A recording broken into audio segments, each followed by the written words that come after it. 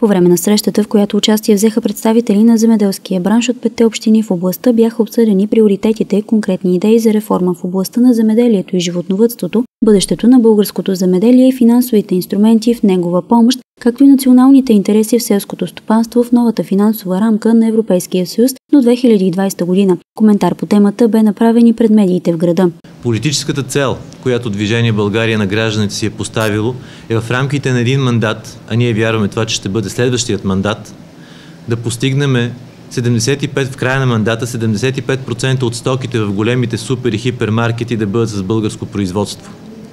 Това означава да бъдат на такива конкурентни цени и такова конкурентно качество, че да изместят в момента западните стоки, които са зарели нашите супер и хипермаркети.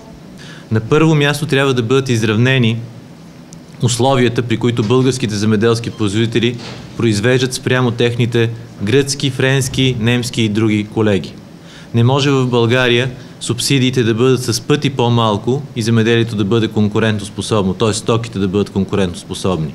От Движение България на гражданите коментираха и решението на правителството да няма коледни добавки за пенсионерите. Ние сме категорични, че пари за коледни добавки има, но българското правителство се опитва и иска да накаже българските пенсионери за това, че те вече не подкрепят правителството на Бойко Борисов.